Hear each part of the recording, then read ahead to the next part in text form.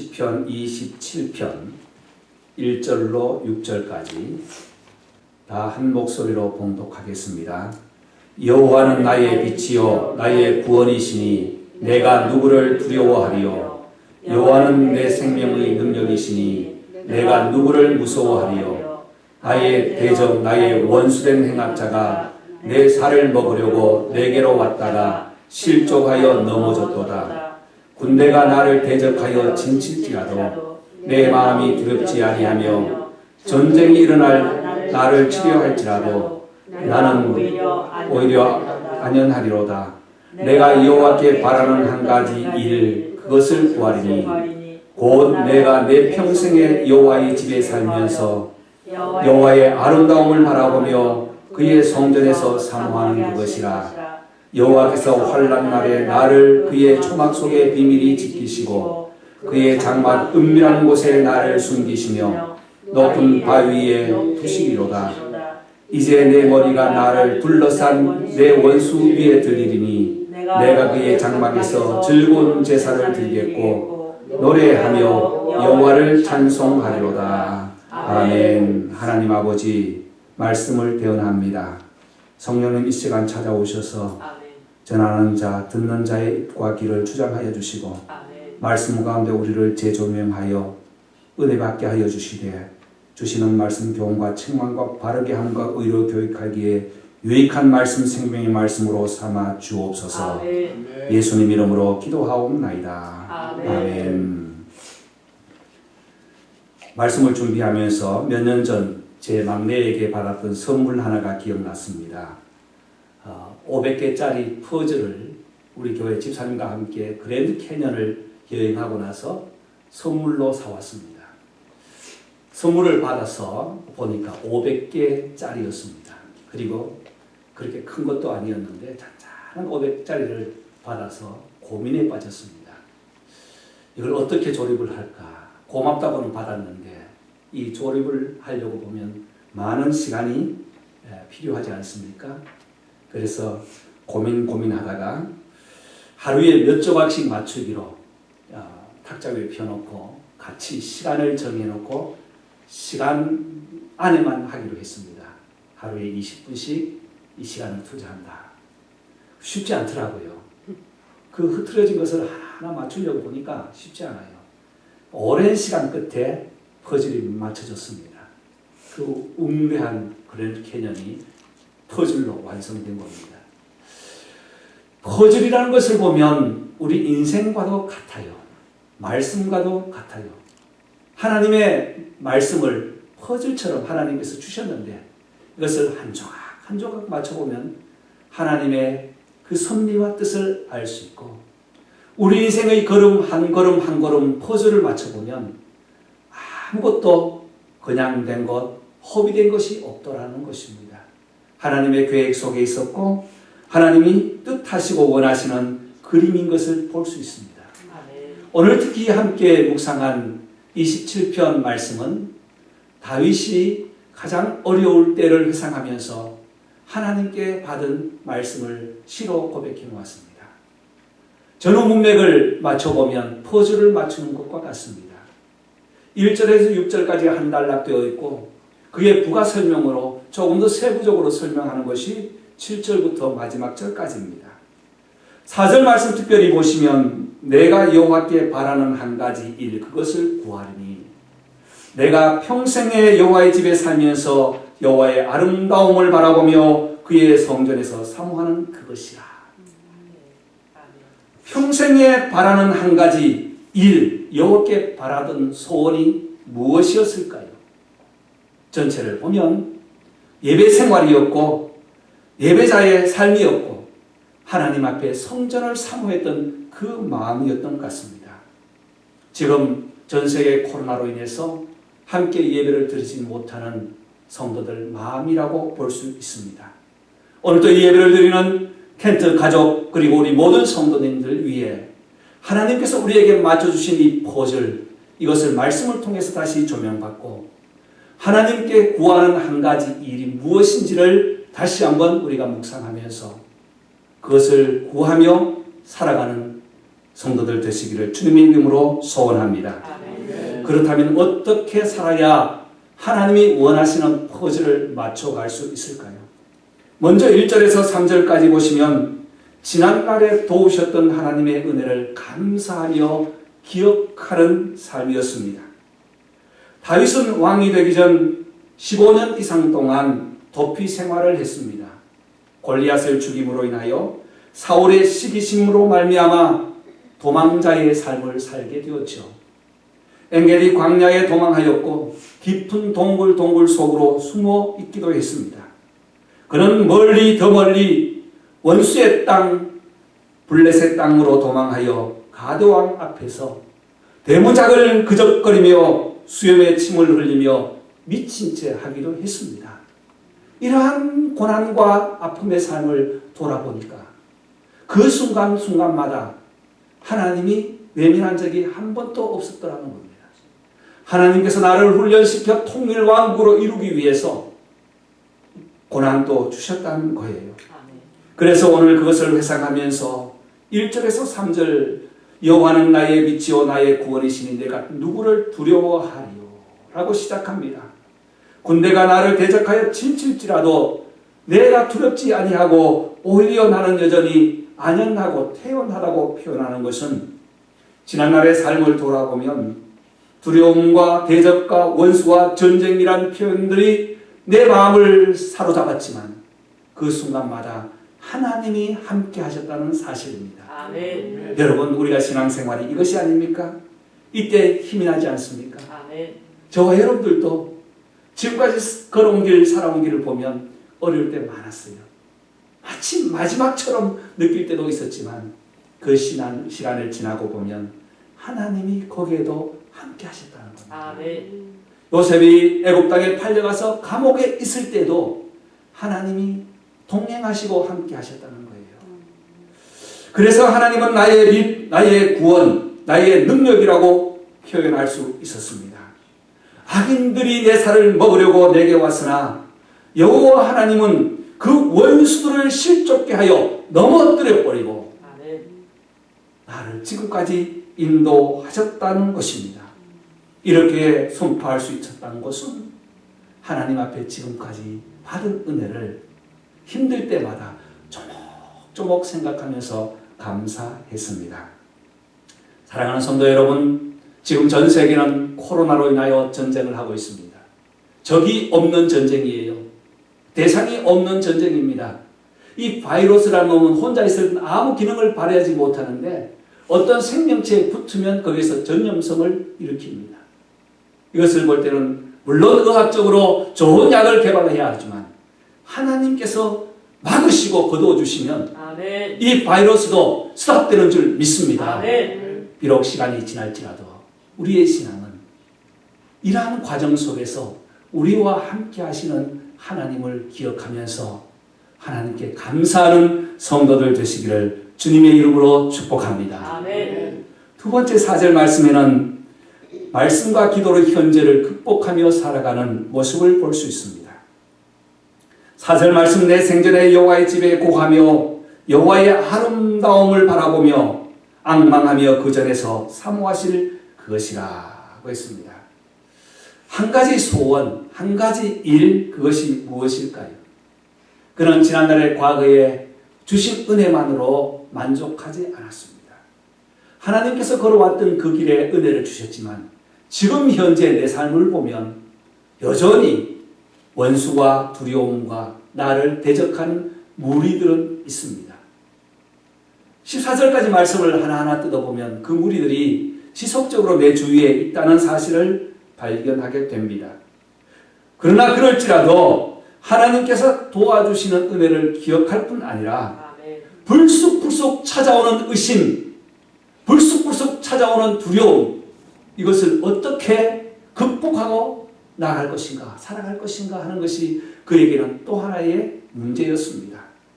그것은 바로 하나님의 말씀이었습니다. 다윗은 전쟁을 나갈 때도 하나님의 말씀을 붙잡고 나를 통치할 때도 하나님의 말씀을 붙잡고 잠시 죄에 빠져서 허우적거렸지만 돌아와서 기도함으로 하나님께 기도함으로 자기의 신앙을 지키고 회개하였다는 사실입니다. 그리고 지금 현재도 생전에 여호와의 집에 구하며 여호와 하나님의 아름다움을 앙망하며, 참 앙망이라는 단어가 너무 좋지 않습니까? 이번 성경에 바꾸면서 바라보며라고 했는데 이것보다는 앙망이 더 좋은 것 같아요. 간절히 바라고 소망하며 소원하는 그 마음, 정말 젖먹이 아기가 어미를 기다리는 그 마음, 그것이 바로 앙망이라는 겁니다. 간절히 소원하고 바라고 원하는 한 가지 일, 여호와 앞에 소원하는 그 앙망의 일, 그것은 바로 지금 현재 나와 함께 하시는 하나님과 동행하시는 삶이었습니다. 말씀과 기도로 현재를 극복하고 있습니다. 1절은 안 왔지만 7절 말씀을 보시면 여호와여 내가 소리로 부르짖을 때에 들으시고 또한 나를 긍휼히 여기사 응답하소서라고 구체적으로 기도하는 그 방법을 제시하고 있습니다. 어떻게 기도하고 있습니까? 소리 내어 부르짖을 때에 들으시고 나를 긍휼히 여기사 응답하소서. 이 문장을 가만 보면 모두가 현재 동사로 사용되었다는 겁니다. 소리 내어 부르짖었다가 아니고 부르짖을 때에 지금 현재 동사입니다.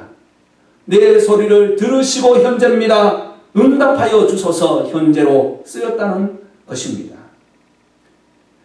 그것은 바로 과거에 도우셨던 그 하나님이 지금도 살아계셔서 오늘 현재 지금 기도하는 이 시간, 살아가는 이 시간, 우리에게 어려움에서 정말 마음 아파하는 이 시간에도 살아계시고 들으시고 응답하시는 사실을 믿고 있었습니다. 이것이 바로 우리 신앙생활의 힘이요 능력입니다. 아멘. 그래서 여호와는 나의 빛이라고 고백할 수 있습니다. 여호와는 나의 능력이라고 선포할 수 있는 것입니다. 아멘. 여러분, 하나님이 우리의 걸어온 발자취마다 어려움이 있을 때 순간마다 도와주셨습니다. 아멘. 도와주신 거로 끝나는 것이 아니라 지금 이 시간 예배하는 이 시간에도 우리의 예배와 우리의 마음을 받으시고 아멘. 우리를 예배자로 삼아주시며 지금 이 시간에 찬양을 드릴 때도 하나님께서 받아주신다는 사실입니다. 아멘. 그래서 8절 말씀에 너희는 내 얼굴을 찾으라. 아멘. 너희는 내 얼굴을 찾으라고 다시 요청하고 있습니다. 그렇습니다. 내 얼굴을, 하나님의 얼굴을 찾으면 도와주시겠다고 약속하고 계시기 때문에 아멘. 오늘 또 우리에게 내 얼굴을 찾으라고 말씀하고 있습니다. 아멘. 성도 여러분, 예수님도 십자가에 지시기 전 십자가 위에서 기도하셨습니다. 예수님의 전 생애를 보면 기도하셨습니다. 공생의 시작을 하실 때도 마가복음 1장 35절에 기도하러 가셨습니다. 전도하시며 기도하셨습니다. 제자를 위하여 기도하셨습니다. 하나님의 말씀을 전하시고 가르쳤습니다. 십자가 위에서도 저들의 죄를 사하여 달라고 기도하셨습니다. 오늘 우리의 신앙의 승리의 방법은 오늘 우리에게 주신 말씀을 붙잡고 이 말씀을 능력 삼아 이 말씀을 더욱 확신 있게 기도하는 성도의 삶은 비록 코로나 바이러스, 여러 가지 재난, 기근, 가난, 아픔, 고통, 어려움이 올지라도 그 현장소에서 승리의 믿음 생활인 줄 믿습니다. 아멘. 그러므로 말씀과 기도로 하나님 앞에 나가시기를 원합니다. 아멘. 한 가지 소원, 그 신앙을 유지하는 유일한 방법은 말씀과 기도였습니다. 하나님을 만나는 방법도 말씀과 기도였습니다. 하나님은 말씀을 묵상하실 때 우리에게 믿음을 주시고 기도할 때 하나님의 역사를 확인하여 주십니다. 아멘. 오늘 우리 켄트교회 모든 성도님들이 말씀과 기도로 오늘 하루뿐 아니라 이번 한 주간도 승리하시기를 주님의 이름으로 축원합니다. 아멘. 세 번째, 한 가지 소원을 가지고 살아가는 성도의 삶은 5절과 6절 말씀입니다. 여호와께서 환난 날에 나를 그 초막 속에 비밀히 지키시고 그 장막 은밀한 곳에 나를 숨기시며 바위 위에 두시리로다. 6절 다같이 이제 내 머리가 나를 두른 내 원수 위에 들리리니 내가 그 장막에서 즐거운 제사를 드리겠고 노래하며 여호와를 찬송하리로다. 아멘. 여러분 말씀을 읽고 기도하다 보면 확신이 쫙 들어올 때 있습니다. 참 행복해요. 어려운 낙심 속에 눈물을 흘리다가 기도하다 보면 성령님께서 우리의 마음을 싹 사로잡은 것을 느낄 때가 있지 않습니까? 아멘. 그런데 또 한편 뒤에서는 그 시간이 마치 식어지기도 전에 의심이 들 때가 있다는 겁니다. 그것이 우리의 삶의 모습이에요. 바울은 이 문제를 가지고 기도하지 않습니까? 우리에게도 이런 문제가 있기 때문에 확신이 들 때도 있지만 의심이 생길 때 어떻게 해야 되는가? 오늘 다윗을 보면 의심이 들었던 일이 참 많은 것 같아요. 9절 말씀에는 주의 얼굴을 내게서 숨기지 마시고 나를 버리지 마소서.